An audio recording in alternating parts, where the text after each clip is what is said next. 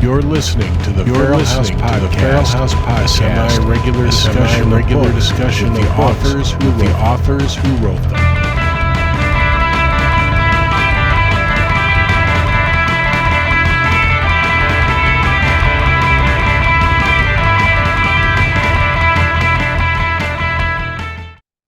Hi, friends. It is another edition of the Feral House Podcast. We speak with our authors and people who are interesting to us. Today's guest is Gary Rhodes, who wrote Weirdumentary. Gary's a fascinating man, film historian, filmmaker. I think you guys are really going to enjoy this conversation. But as usual, I'm going to take a few minutes at the onset here and do a few housekeeping things, talk about what we're working on, what's coming up. First of all, as you see this episode, it is August 2025, and September is book festival season. For us, that means we're going down to Chicago's Printers Row Literary Festival, which is September 6th and 7th. That's a Saturday and Sunday. Two authors, Jeff Copeland, who wrote the fantastic Love You Madly, Holly Woodlawn, is presenting and speaking on Saturday, as well as the upcoming Don't Say Please, the Oral History of De Croyson. Sahan Jayashraya will be also in conversation on the stages at Chicago's Printers Row Lit Fest. We might be at Brooklyn Book Festival, which is later in the month on September 20th and 21st. We're waiting to hear. We're on the wait list, and a few of our authors are in contention. We will let you know if we're going to be in Brooklyn. But if you're going to be in the Chicago area, come down to LitFest. It's actually a really fun event, not just because we're there, but it's more fun because we're there. If you visit us at the Chicago Lit Fest, you know that it's a raucous crew. We partner with our friends at Clash Books, so there's lots of authors hanging around. Snacks, drinks. I usually smuggle in some spotted cow from over the border.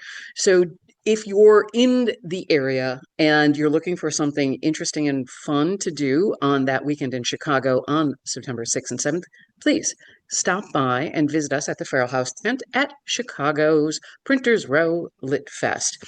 One of the other things I wanted to talk about is something that you're going to be reading about in the newsletter, which is we've been doing a monthly sale on books, and it's via the Feral House website, and we bundle books under a certain theme, kind of Jessica and I, like whatever kind of appeals to us.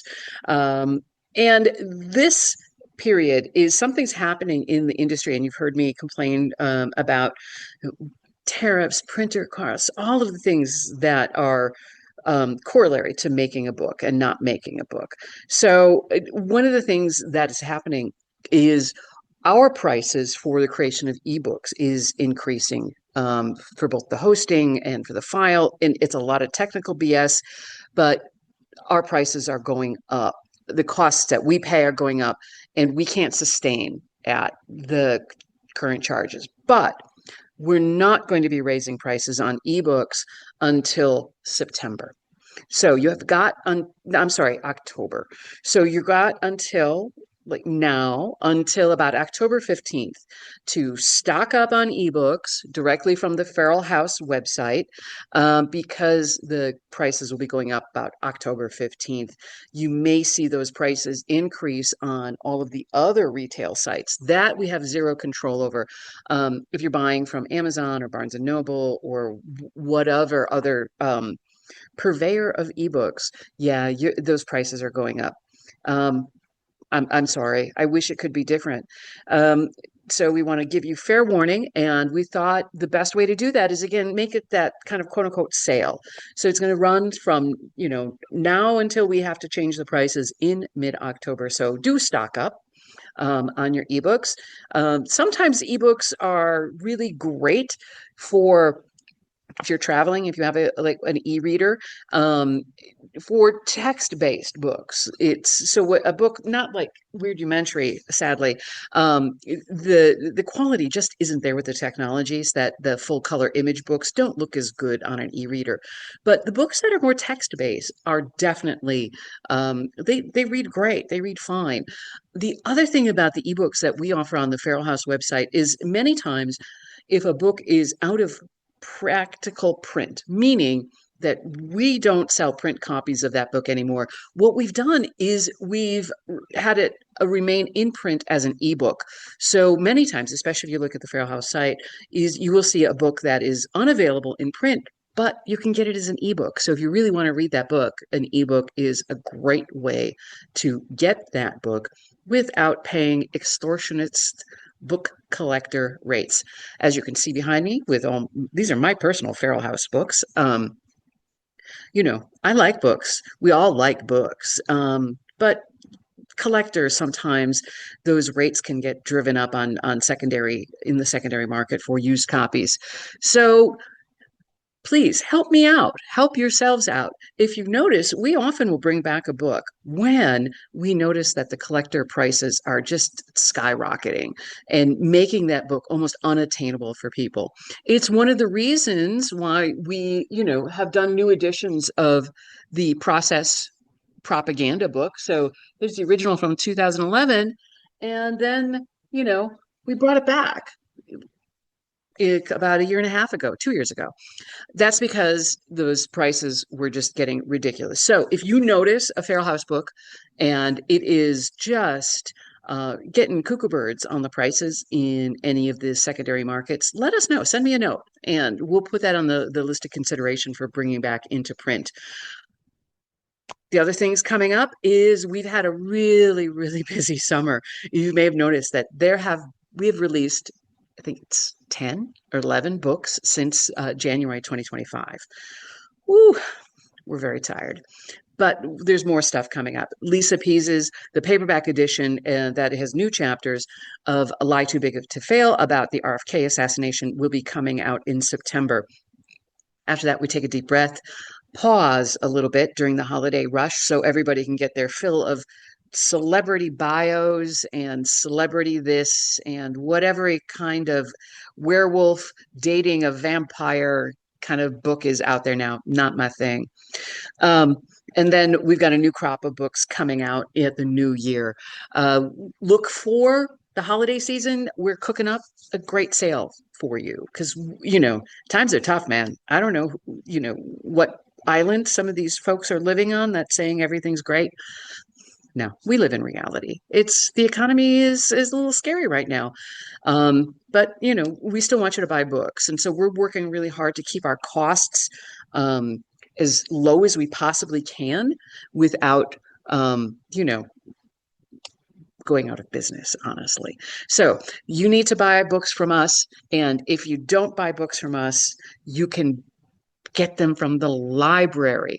I know people ask me that all the time. I can't afford it. Yes, you can. You can afford to get your free library card, go to the library and request those books. Because guess what? The libraries are then buying those books. So thank you, libraries. And thank you for everyone who is supporting the libraries and buying our books. We really appreciate that. And my last note is I'm do this about once a month. I'm happy to answer any questions that you have about upcoming titles, about Feral House, about how we acquire books, or anything. Ask me anything. I may not answer every question, but if it's a question I think that other folks would like to know more about, I'll answer it. Okay, that's enough of me chatting away at you. Let's cut for a second, and then you'll see Gary Rhodes and myself talking about Weirdumentary. Welcome to the Feral House podcast, Gary D. Rhodes. Gary has written this fantastic book for us. I think he wrote it for all of us, really. And that's Weirdumentary. If you are of a certain inclination, that means you have seen some of these documentaries about Bigfoot, aliens, the Bermuda Triangle. Gary, I have to say that as a kid watching In Search of, I was convinced that either my dad or my grandma, because they smoked, were going to go up in flames in the Barca Lounger due to spontaneous combustion. Oh, So yes. Yes. Yes. So it's a fun book, but Gary, tell us a little bit about yourself in the sense of why are you going to give us this about all of these 70s era pseudo documentaries about kind of the, we'll call it weird science. Yeah, I know that's a great term for it, weird science. Thank you so much for having me on the show and of course for working with me on the book. It was a great joy to write it. And I think for me, I'm a film historian, I'm a filmmaker, so looking to the past of cinema is something I do quite regularly, often, in more scholarly kind of peer-reviewed settings or giving university lectures, that kind of thing. For me, though, these weird science, these weirdumentary films, they were a major part of my youth because I was born in 1972. And so by the mid-late 70s, I'm certainly seeing them. I'm seeing some of them. One of the fascinating things of many about them to me is that a lot of them played in theaters. They actually played, unlike most documentaries, documentary feature films. That's pretty rare at the movie theater historically, documentary features, but these, many of them did play the movie theaters of the 1970s. I saw them there. I also saw many on television as they were repeated, and they seemed to, well, they seemed as a little kid, 5, 6, 7, 8 years old, to be so real, so compelling. Much like your spontaneous combustion story, I was entranced by notions of Bigfoot, of UFOs, of certainly the Bermuda Triangle, of the paranormal, of prophecies. Nostradamus was quite spookily intriguing as a kid. So I loved all of these subjects. They still have, most of them at least, a great deal of play, of interest. There's still shows like The Unexplained with William Shatner, new episodes covering a lot of these topics. But I think these 70s films were in many cases the first to cover them at any length. And there's a kind of a wonderful, innocent naivete about them that, well, for me, the book, the subject is not only intriguing subject matter, but it's very nostalgic and from a different kind of era, one that I, of course, have such great affection for. So a lot of these types of films, and we'll just put them in like the B film genre, which again, we love B films. Yes. Um, But how were they viewed from by, say, it's always intriguing that you got to see them in theaters in the 70s and into the 80s. I remember a few, Yes. really, really low rent kind of theaters that would show these. And Yes. so can you talk about a little bit about what was the environment in kind of film distribution and film that these movies actually were shown in theaters? Well, I think it's a couple of things. That's a fascinating question. One is that there was widespread interest in these topics, and in many cases they were new topics to us. They certainly were new to feature film, feature documentary. I think this was a different era in a lot of respects because, along with maybe many other things we might think about the 70s or the late 60s, 70s, everything from flower power to disco, we might also consider that, it was a period where there was a lot of thought being given towards uh, the paranormal, telekinesis. Uri Geller was on television a lot. Can people make matter change, bend spoons with their mind?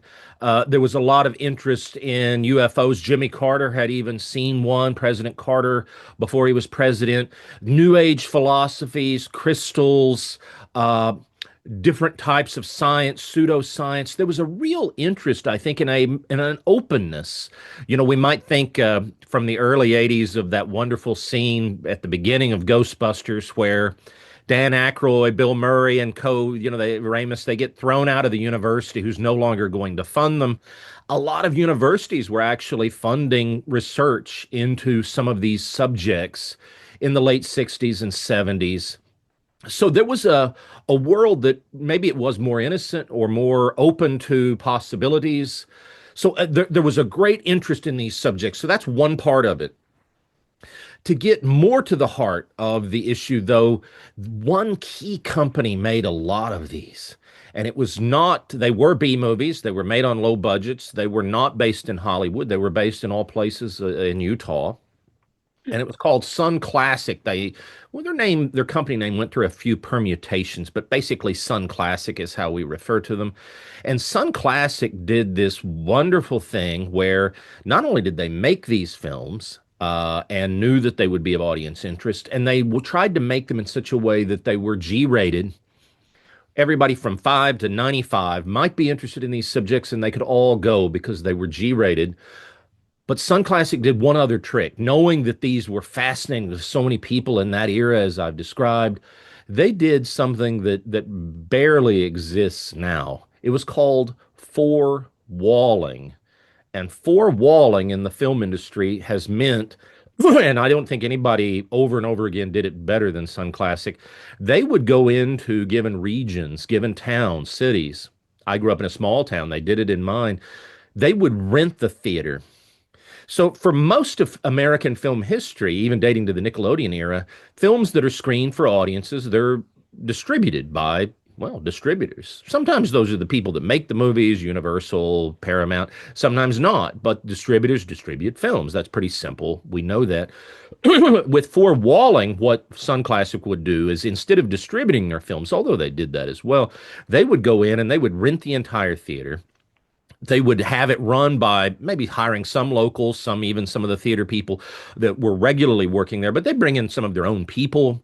They would do their own local publicity, merchandise tie-ins. They were incredible at that. You know, the book of the film, that kind of thing. Local radio stations. So a lot of the reason some of these made it to movie theaters is that Sun Classic would literally go rent the theater.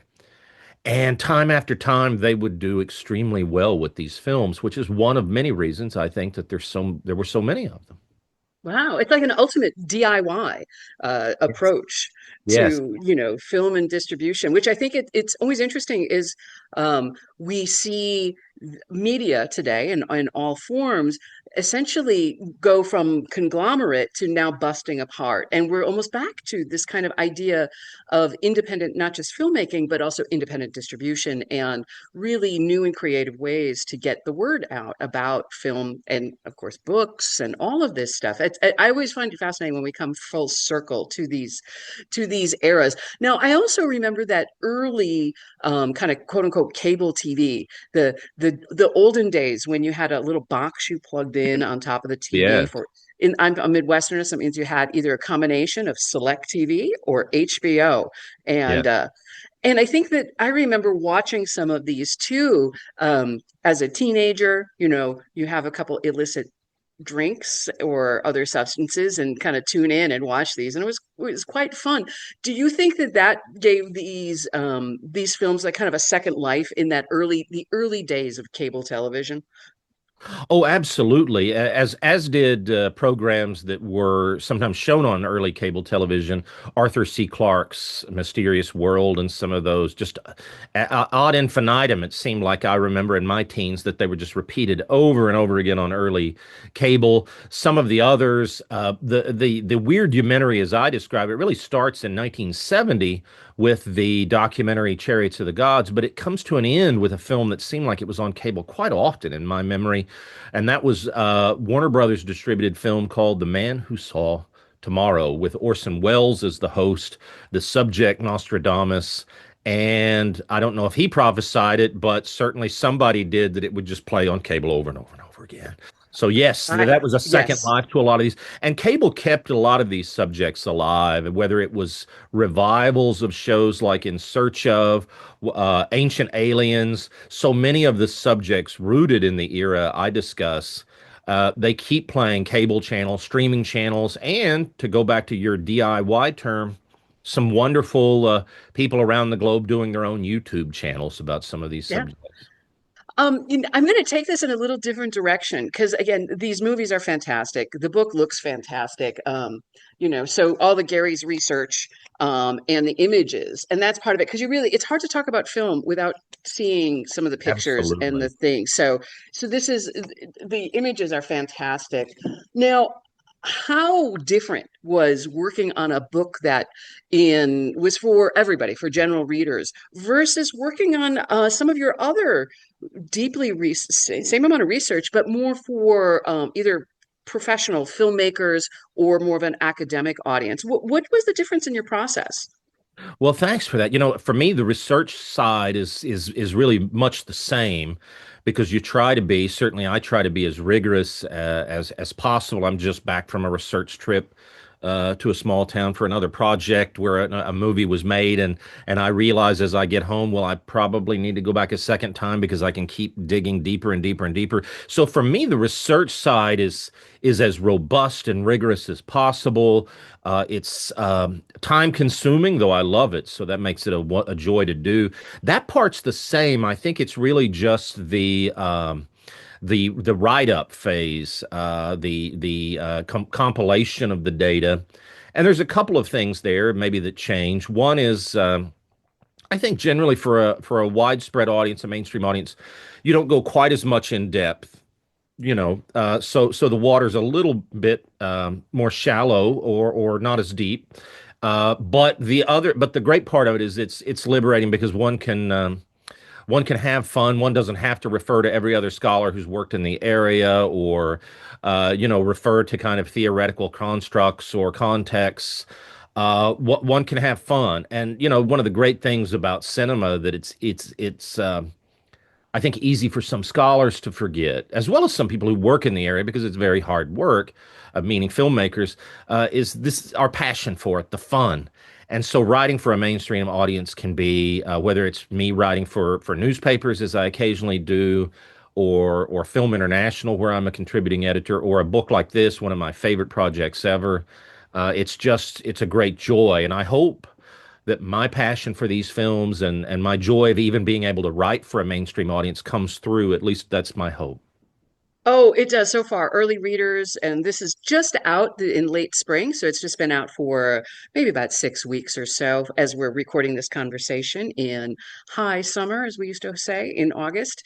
Um, so I want to shift again. I love going inside because Gary and I have had a number of conversations because we worked on the book together. So I know things that you, as listeners, I think might want to know. And that is Gary's other one of his largest projects, kind of someone I'm going to challenge it and maybe say defining your professional career in your work on both vampires in cinema and Bela Lugosi. Can you talk for a minute? We're going to talk about Bela, Sure. and can you talk for a minute? What made you fall in love with this idea, the notion of vampires? Well, I think for me, it was the same basic notion, the same basic era, the same basic time frame, 3, 4, 5, 6 years old and beyond, falling in love with old horror films like Bela Lugosi, like vampire movies, old 1930s, 40s Universal monsters.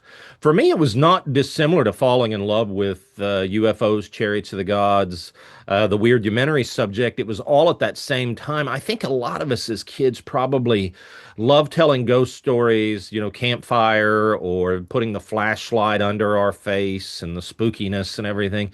We love some of these spooky stories, many of us, at least as kids. They scare us, but that's part of the fun. And then some of us, it doesn't go away. It sticks with us as equally strong. Our passion for it as when we were 5 or 6. So I was every Halloween I would think about being a different character as a little kid, but it was always still ended up being Dracula because I loved the Bela Lugosi film, and that was an important part of my youth. My mother loved those old horror films from when she first saw them on Shock Theater in the late 50s and early 60s as a kid. That passed to me. I loved them. And so yeah, and there were so many other things in that period. We didn't have the internet. We didn't have home video yet when I was a kid. That wasn't for me until the mid 80s, and I'm talking about the late 70s. But we did have only 3 networks and PBS, and that meant when a black and white movie was on, not only did we tend to watch it and love watching it, but it was the same film every other kid on the playground had seen the next day. They'd all seen the old Dracula with Lugosi or Wolfman with Lon Chaney, etc. And there was Famous Monsters of Filmland that Forrest J. Ackerman edited. By my mid-teens. He was not only a friend, but he was my first literary agent. Uh, but I fell in love with that as a little kid. And so all of this was just kind of part of this, this world of fun. And it's never left me. So I deem myself extremely fortunate to be able to write about and work on what thrilled me as a kid and still does now. So you used a phrase, and I hear it. It's very insidery from among the fans that you're a monster kid. And Yeah. so, Yeah. so I don't know. I'm sure our feral fans know that phrase before, but monster kids usually refers to, um, as Gary was just describing, someone who's really enthusiastic and really enjoys that era. That Yeah. kind of the universal era of all of the classic monsters. Yeah. And so we love that. It's funny because I'm going to name drop once. Hey, Dana, my buddy Dana Gould I was telling him about your Yes, I book. know his And work. Yeah. yeah, and Dana was just over the moon about it. And because he's also, we were just started talking about, again, Ed Wood. And Mm. so that circles back to, the great convergences in Feral House. I always say that, weirdos make the world small because we all tend to like and enjoy certain things and it brings us together. And so one of the early Feral House titles, of course, is that great biography of Ed Wood and Ed famously was a B movie director, also worked with Bela on a few films towards the very end of Bela's career. So specifically, I mean, what are your thoughts about this, this idea that monsters are universal, that monster kids are universal? I know you touched a little bit on it, is that they were made to be G-rated and family friendly and accessible, and the lack of diversity in our viewing selection, three channels plus a syndicate and a PBS. But so just what are your thoughts a little bit on why this is still interesting today, not just for those of us who grew up with it, but even for younger kids. I've seen you little kids, if you show them, the black cat, they love it. They're Yeah. intrigued. Yeah, yeah, yeah. No, my one of my own nieces just fell in love with the Blob when she was a little kid, and and interestingly, writing about these kinds of films since I was a teenager, since I was 14, 15, heard from people even around the world who loved these because they were distributed, particularly, Western Europe, but even friends of mine, from that period, loved them in South America. All over the world, these films seem to have a grip on the imagination. I suppose from an intellectual standpoint, I would find myself being somewhat Jungian in my thinking about these, that there is a kind of a universality to these. Even you bring up vampires, the sheer number of countries where vampires or vampire-like creatures from I'm an indigenous person, from indigenous peoples in America to Asian countries to I was 14 years in Ireland, and the wonderful notions of folklorically of Irish vampires, etc. So I think there is a universal quality to these. We've got, as we're talking, a new version, Luc Besson's of Dracula coming. We have Guillermo del Toro's new version of Frankenstein coming. Those two subjects, stories, films, really initiated the Universal monsters as we know them in 1931. And when I was at Universal in Hollywood just a couple of months ago, they still have in the tourist shops there a lot of the Universal monster stuff for sale. So this stuff, it keeps going. I think there is a great deep interest in it. For a lot of us, it does begin as kids. In fact, my story with Feral House begins when I was kind of a kid because I did a Bela Lugosi newsletter when I was a teenager and was shipping it out all around the world. Robert Bloch of Psycho, Forrest Ackerman, Carol Borland, all kinds of people were writing for it, which was a great thrill as a Midwestern, Southwestern kid in Oklahoma. And that got me to know Rudolph Gray. And I was doing research on Bela Lugosi at that young age, and I ended up contributing a lot of research to his book, Nightmare of Ecstasy. I'm actually credited, thankfully. It was such a joy as a kid to be acknowledged in a book as a research assistant. So that's actually, not only does Lugosi and do I and Lugosi go back to the 80s and before 70s, excuse me, but my story with Feral House does, because I was a research contributor on that book in, well, I guess for me working with Rudolph, it was probably between 88 and 90. And then here we are, 3.5 decades later, and so happily back with Feral House. And we're thrilled to have you. So I'm thinking, I think about these things a little bit, especially working on it. It allows me to get that. So I went specifically talking about some of the monsters and that appeal. Always there's a psychological appeal. So based on your understanding and just your great depth and breadth of research, do you feel or think that that monster kid notion, that idea, those universal monsters had any kind of influence on the Weirdumentary makers? Oh, I definitely think so. I mean, some of the most famous of the Weirdomentaries, some of the best loved to this day, films like Charles Pierce's Legend of Boggy Creek. You know, the way that some of the monsters in that film, some of the other Bigfoot films were depicted, for example, are not unlike the way that fictional filmmakers had depicted the likes of a wolf man, werewolf, other kinds of monsters in decades past. It's just here the uh, the veneer, at least, was that it was nonfiction, or meant to be perceived as nonfiction. I think that's the case. I think we can even see this in the choice of on-screen narrators. There's a few components that, to me, really make a weirdumentary in this period. Excuse me. And one of them is that it became, in not every case, but most cases, common to have a notable narrator on screen, usually.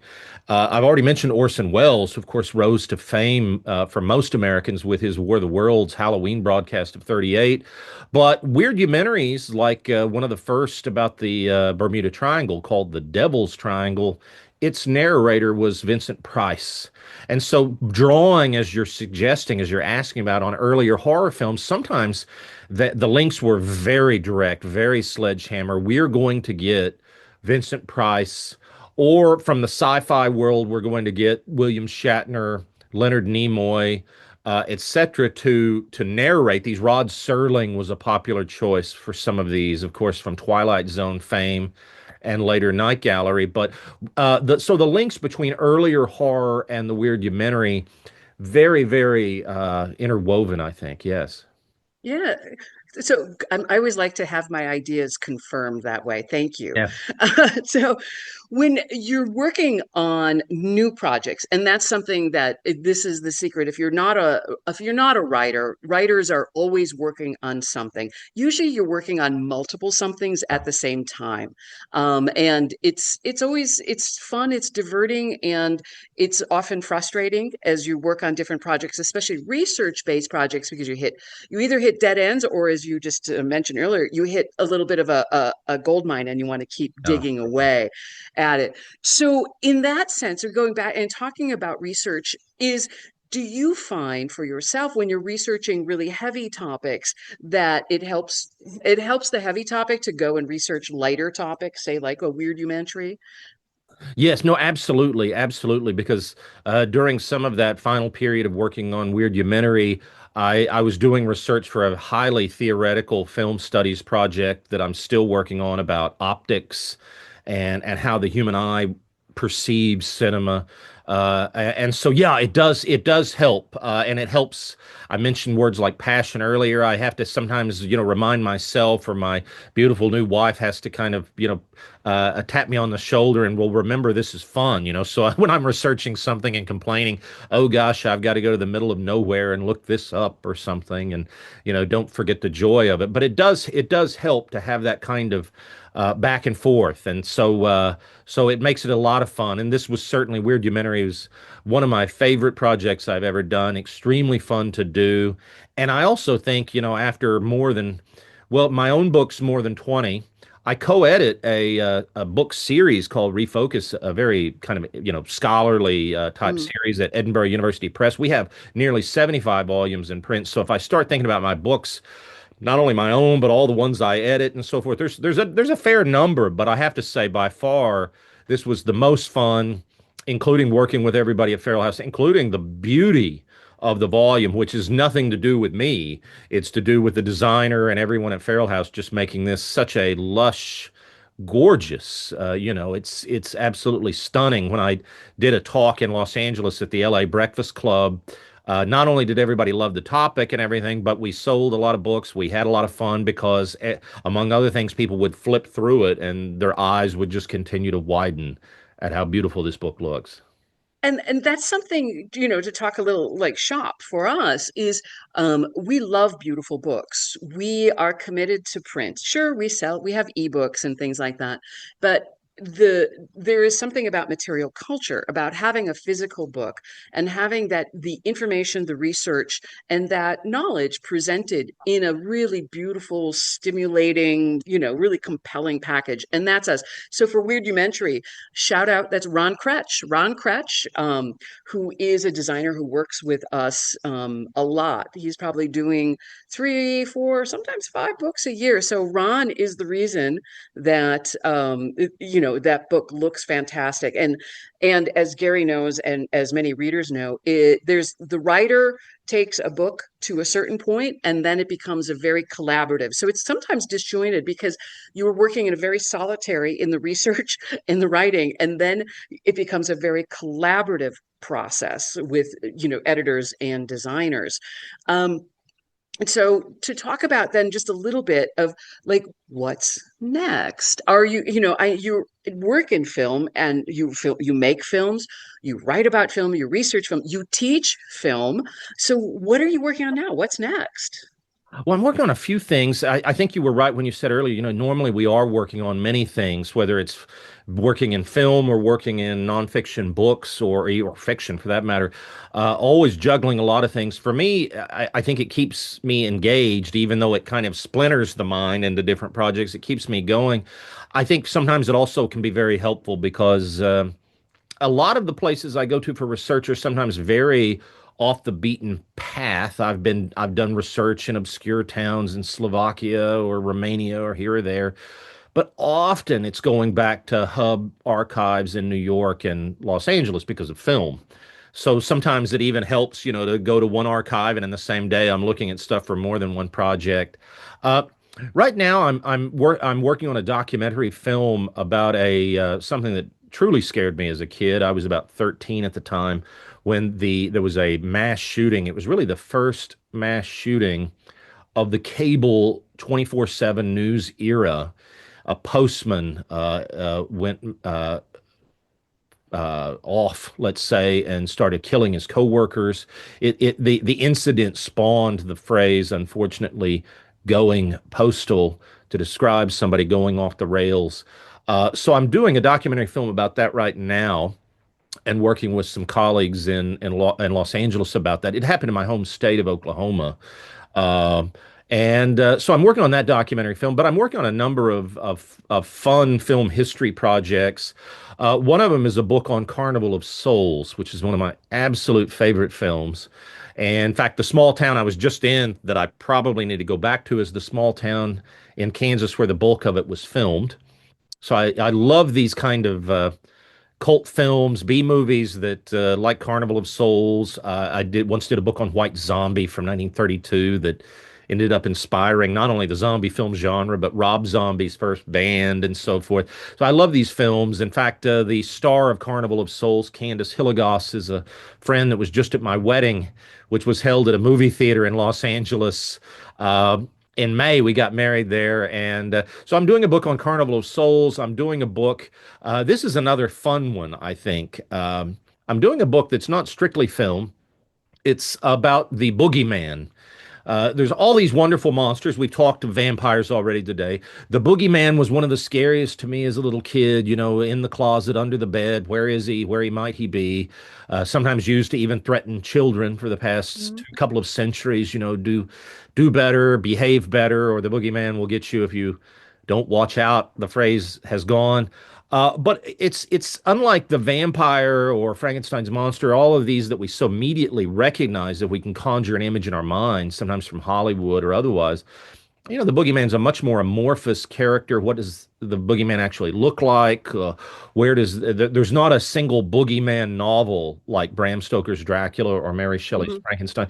So where does this character really come from and emerge in such a popular way, popular at least meaning mainstream way in Western culture, particularly Ireland, the United Kingdom, and the United States. So that's a fun, if we're talking about, fun versus some of us work on the evolution of the film viewing eye, like we've gone from, even as we're talking, if I may say, we've gone from from under 250 lines of resolution on an old television set in the 70s and VHS in the 80s through 4K and some of us when we first saw Pixar in 4K on a modern TV, it seemed almost too sharp, So I mean, at times I'm working on stuff that's very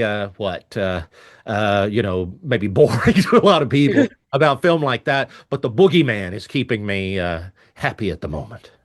That's a fascinating topic. So, because it goes in so many different directions, and there's so many, for lack of a better term, sub boogeymen of, Yes, how it yes. manifests in different kind of names, the regional influences. Yes, yes. Um, that's fascinating. Well, I hope that you're going to write another book for us, maybe, I kind of, can't sort wait. of. Nothing, I've dealt with not only so many books, but so many publishers over the years, and some of them tremendous, some of them very much kind of 150-year-old, literally university presses, and all of that. Publishers around the world, Italy, here, there, Hungary, and so forth. Lots of wonderful people, lots of wonderful places and publishers, but I've never had a greater experience, a more wonderful experience with a publisher than working with Feral House on this. Ron Kretsch, you mentioned, I've not met him. I don't believe I've actually spoken with him, but he's one of my heroes in life because he made the book look so good. The books, as you say, not only become collaborative, but it's funny how the pages come back to the author and you think, oh, goodness gracious, I know this text so well because I've worked on it so long, and you do, but then you see it with layout and ideas you've never imagined, and it's like, like finding a twin brother you didn't know you had, because part of it you know so very well, the text, and the other part of it is just completely new, different, amazing, exciting. I've never had a greater experience than working with Feral House, and that's why when I next have the chance to bother you, I'll be wanting to bother you with a few ideas for books, because I can't wait to work with everyone at Feral House again. Oh, thank you so much, Gary. And you won't be a bother. We'll be waiting for that email when your next Wonderful. project for us is ready to go. Well, I want to thank you so much for the book, for your creativity, and for everything that you've contributed to film history, including Weirdumentary, which is again available for purchase worldwide at better bookstores, any online retailers, and of course always directly from Feral House. Gary, any final words for our listeners today? I just want and hope everybody like me will, with Weirdumentary, with these topics, that we'll all stay weird, because these are great films, wonderful films, and I hope everybody enjoys the book as much as I did writing it. So thank you so very much. All right, thank you, thank you. Hey fiends, thanks for listening to the Feral House podcast. We do this about once a month, talking to Feral House and Process Media writers, as well as members of the extended Feral family. You're part of the family. Let us know if you have any questions, or if you have an idea of someone we should talk to. You can send me a note at press@feralhouse.com, PRESS @feralhouse.com.